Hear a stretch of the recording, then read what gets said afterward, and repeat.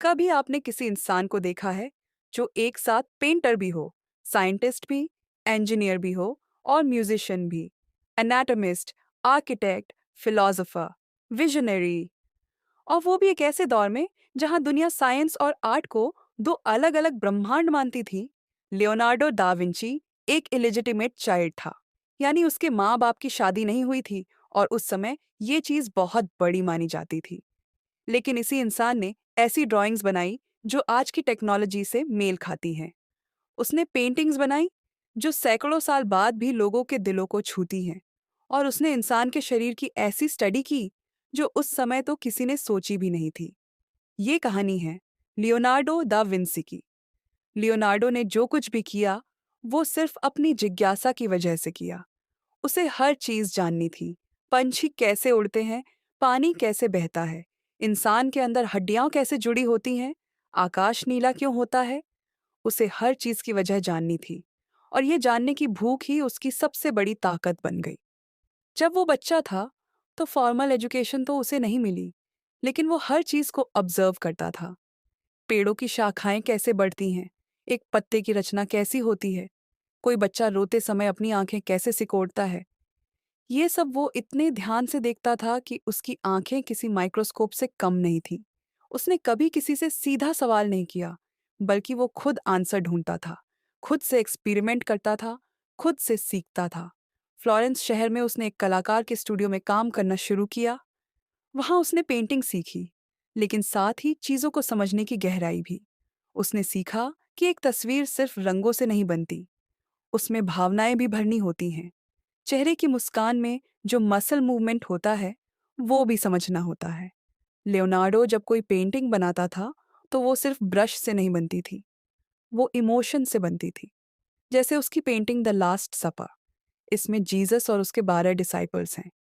लेकिन जब जीसस कहता है कि तुम में से कोई मुझे धोखा देगा, तो हर डिसाइपल के चेहरे का रिएक्शन अलग है। कोई शॉक्ड है, कोई कंफ्यूज्ड, कोई गुस्से में है। और ये सब उसने पेंट किया सिर्फ चेहरे के एक्सप्रेशन से। लियोनार्डो का हर कैनवस एक कहानी कहता था। वो पेंटिंग नहीं करता था तो वो ड्रामा क्रिएट करता था। लेकिन वो सिर्फ आर्टिस्ट नहीं था, उसके अंदर एक साइंटिस्ट भी छिपा था। और वो भी ऐसा साइंटिस्ट जिसने कभी साइंस की डिग्री नहीं ली। उसने उड़ने वाली मशीनों के डिज़ाइंस बनाए, जैसे आज के ज़माने के हेलीकॉप्टर्स होते हैं। वैसी इमेजेस उसने 1400 के दशक में बनाई थी। उसने ऐसे टैंक डिज़ाइंस बनाए जो दुश्मनों की गोलियों से बच सकते थे, जबकि उस समय टैंक का कंसेप्ट ही नया था। उसके नोटबुक्स, जिसमें उसने सब कुछ ड्रॉ और राइट किया, वो आज भी दुनिया की सबसे बड़ी क्रिएटिव और साइंटिफिक नोटबुक्स मानी जाती है। उन्होंने लगभग 13,000 पन्ने भरे थे। हर पन्ना नए आइडिया, नए स्केच और नई सोच से भरा हुआ है। उसका सबसे दिलचस्प ऑब्सेशन था इंसान का शरीर। उसने हॉस्पिटल में जाकर मरे हुए शरीरों को कट करके अंदर का स्ट्रक्चर समझा। किस हड्डी का कौन सा मसल से कनेक्शन है, दिल किस तरह काम करता है, और यहाँ तक कि गर्भ में बच्चा कैसे डेवलप होता है। उसने वो भी स्केच किया। उसने दिल को देखकर उसकी तस्वीर बनाई और उस दिल के काम करने का तरीका समझा, बिल्कुल उस तरह जैसे आज के कार्डियोलॉजिस्ट समझते हैं। उसकी बनाई गई एनाटॉमी स्केचेस आज भी मेडिकल साइंस में यूज होती है। उसने एक बार लिखा, study the science of art and the art of science, यानी कला के पीछे के विज्ञान को समझो और विज्ञान में छुपी कला को देखो। लियोनार्डो कभी एक ही चीज में बंधा नहीं रहा। वो एक साथ पेंटर भी था, स्कल्प्टर भी, इन्वेंटर भी, इंजीनियर भी और थिंकर भी। उसकी थिंकिंग लिनियर नहीं थी, वो हमेशा डॉट्स कनेक्ट करता था। उसने आर्ट और साइंस को अलग अलग नहीं, बल्कि एक ही चीज माना। लेकिन उसने कई पेंटिंग्स अधूरी छोड़ी और कई इन्वेंशंस कभी पूरी नहीं की। कुछ लोग कहते हैं कि ये उसकी कमजोरी थी, लेकिन वॉल्टर आइजकसन ने एक जगह बहुत खूबसूरती से लिखा, His unfinished works are not signs of failure. They are proof of his restless curiosity.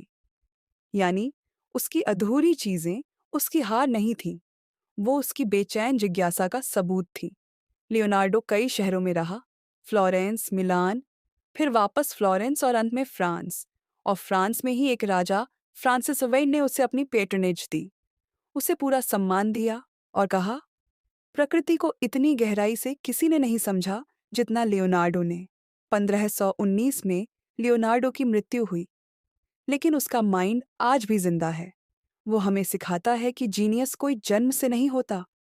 अगर आपकी आंखें चीज़ों को डीपली ऑब्जर्व कर सकती हैं, अगर आपके अंदर सीखने की जिद है, अगर आप हर क्यों का जवाब खुद ढूंढना चाहते हैं, तो आप भी एक लियोनार्डो बन सकते हैं।